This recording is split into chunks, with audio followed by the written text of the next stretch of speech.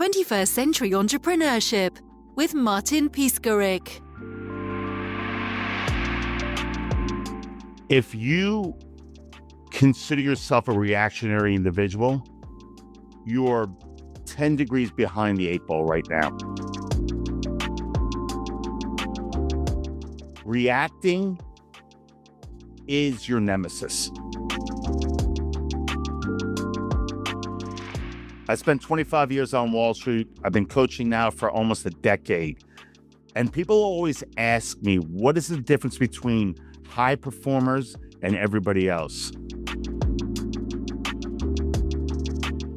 And it's very simple. High performers know how to consciously respond in situations when they're making best decisions. The rest just react. And if you're in that reactionary mode, you need to be listening to this. You know, Martin, it's really interesting because I was a hedge fund guy for a long time. Now I'm obviously a performance coach, and I deal with anywhere from NASCAR drivers, CEOs globally, and obviously hedge funds, portfolio managers, traders throughout the world. The one thing that differentiates the best from the mediocre is that they understand that nothing is linear. Nothing goes straight up and nothing goes straight down. The real question is, when defeat happens or success, how are people able to metabolize that in a way to keep going? Now, we always hear one thing, right? So we always hear we learn something in struggle. I'm an entrepreneur as well. So obviously there's obstacles, hurdles, and challenges. We don't have an app that tells us when they're coming. But to train yourself to be ready for these things, to be able to recover and respond, like we said in the heading of this podcast, we don't react. We know nothing goes straight up, especially as an entrepreneur, as a businessman. How are we able to take that proverbial step back, reassess, respond consciously, and make, ready for this one? This is the biggest point of everything. How do we make best decisions? That's the game that we're in.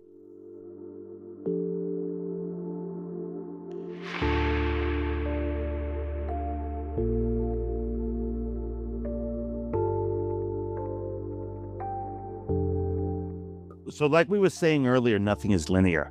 I'm 54 years old, and I spent about 25 plus years on Wall Street. And people are like, why did you leave that? Well, I thought I had a heart attack. So after 25 years on Wall Street, by the way, any Wall Street guy will tell you it is not linear. There were some great moments and some very difficult moments. But through mental preparation and training, we were able to survive, and not even survive, thrive. But what's even more interesting, at 46, when I thought I had a heart attack, everything changed for me. Every emotion I thought I knew came back. Fear of embarrassment, of judgment. So as I started my own company, M1 Performance Group, just like any other entrepreneur, that whole case of what if? What if I fail? What if this doesn't work? What if I get judged? What happens if? And you start to go down a fractal, Martin, where we start to think catastrophically. It can go as bad as, what if I lose my house? What if this happens? What if that happens? The best part about that is that it's an emotion. As we start to understand emotions better, we're able to create mental space and say, all right, there's a possibility of this happening. What is the decision I need to make now? So once we start to make better decisions, what's the fascinating part about this is that only time will tell if they're the right decision. So now, through evidence-based experience, as an entrepreneur, as a trader, as an athlete, we get better in the moment. So what is the moment really? The moment is being visible when it counts. That is conscious decision-making. So the question always should be, Martin, is like, how do I get better visibility in the moment? Now you're in my world, and that's mental performance training. So how do we rehearse mentally prime ourselves before the moment. So when the moment comes to make big decisions, right, where the business is getting tough, the markets are getting more chaotic, it's a stressful game. How are we able to get more visible in that moment to make what? Best decisions. So we all know that we face very difficult times sometimes. Stress, pressure, whatever it may be. So how am I able, in the moment of chaos, of heat, of pressure, of stress, have the ability to make my best conscious decision? Because we know nothing's linear. So if we can really pride ourselves on, and by the way, this is not positive psychology. This is really opportunistic, realistic thinking. Because life does throw you monkey wrenches. So how am I able to get my footing internally sound so I can make best decisions and not react?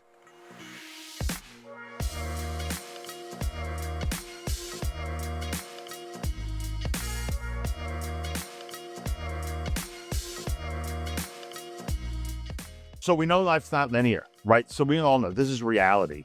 But really the reason why we're here is, how do we get better? You know, my job as a mental performance coach is to marry the why and the how.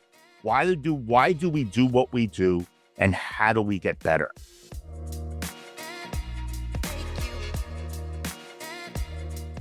So the why is very psychoanalytical. Let's consider Freud, right? We're programmed a certain way as children.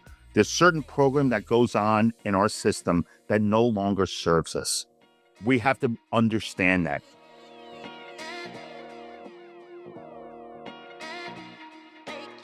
The how does the brain really work? And how do we create new behaviors via repetition that create new experiences in the brain that actually affect our neural circuitry? So how do we do this all? Well, there's a couple different things. First of all, we all know what emotional regulation means.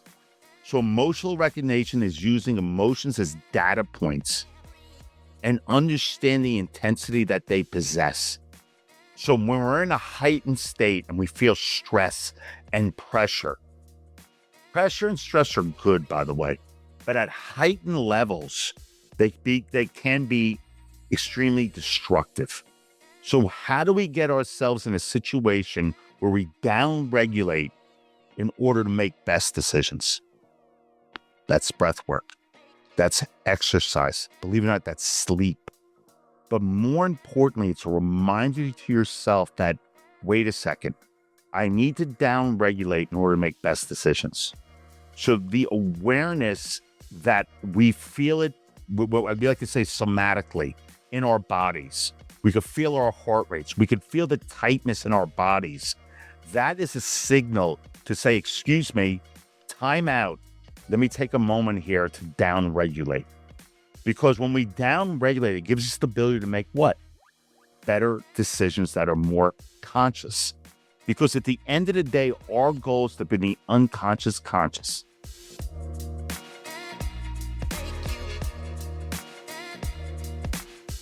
So all that stuff that's happening, that darkness in that brain that we're thinking about, that we're ruminating with, that's building up these fake narratives, we want to bring them to light.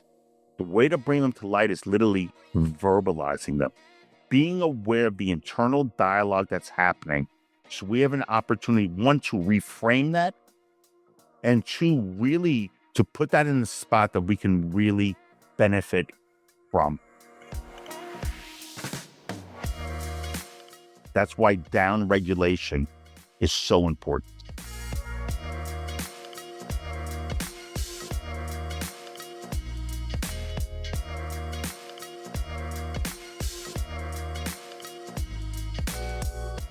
So why is all this important? Well, it's only important if you want to really see what you're capable of doing. This podcast is obviously not for people who want to stay in the middle lane. This is a podcast, and what I do for a living, for people who really want to see what they're capable of doing. So when we hear this all the time about uncomfortability, there is truth to that. But the only way you know of how to really stretch yourself is to really better understand where you're coming from, right? It's very important. So we like to say in the States, how does he deal in the pocket, like when all the pressure's coming? And what is he really capable of doing? So this is universal. So when we talk about expectations for ourselves, what are the expectations we have for ourselves? But in the game of mental performance, what does his or her training look like? Are they sleeping well? Are they meditating, if that's what you're into? Are you doing breath work? Are you exercising? Are you verbalizing all the things we just discussed?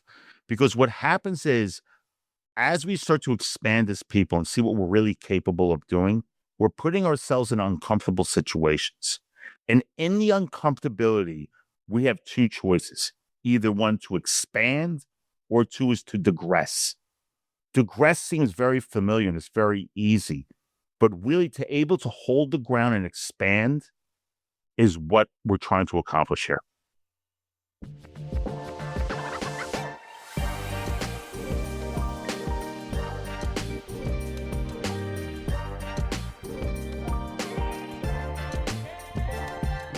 So, you know what's interesting? When we talk about expansion, we can talk about athletes, CEOs, founders, entrepreneurs, and Wall Street people. There are so many examples out there that nothing is easy. The biggest thing to getting from A to B is you're going to deal with struggle. You're going to deal with challenges and obstacles. I had a phone call with somebody today who's just started a big multifamily office out of the States. The business is set up. Clients are coming in. But now it's starting to slow down. So the founder now is feeling all this stress, all this pressure. So he has two choices now. He could ruminate on what's happening right now, or he can reflect on where he is in his reality and say, where do we need to go? So obviously we choose the latter. So when you choose the latter, now becomes, where are our priorities? How are we managing time? But interesting, Martin, he chose to put himself in this situation. It was a choice. So since it's our choice to develop this and start this business, we now have to take the responsibility of this pressure. All right. And now it's about time management. We are going to get rejected. We are going to fail. But what's our recovery time look like? And when that does happen, what does our decision-making look like?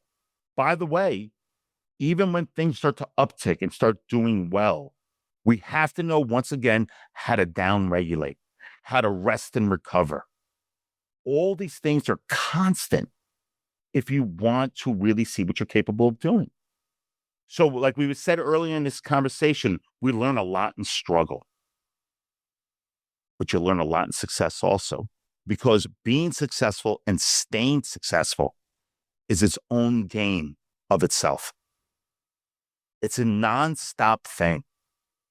Success is not easy, but nor is it a punishment. It's really about evolving as an entrepreneur, as an athlete, as a finance professional, and seeing what you're capable of doing.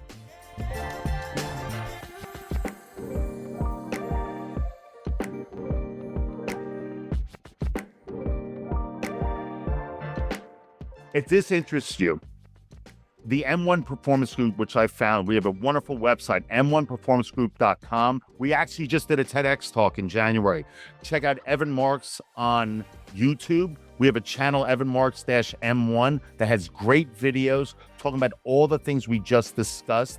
And actually, for traders out there, we are launching a program September 1st called the M1 Mental Trading Academy, which you could find on our website, as well as YouTube, LinkedIn, Instagram, Letter X. We're out there. Come visit us. We actually have a discovery call button. If you want to have a chat with me and my team, we are more than welcome to open up any discussion.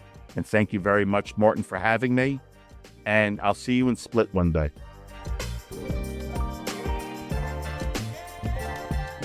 "21st Century Entrepreneurship" with Martin Piskarik.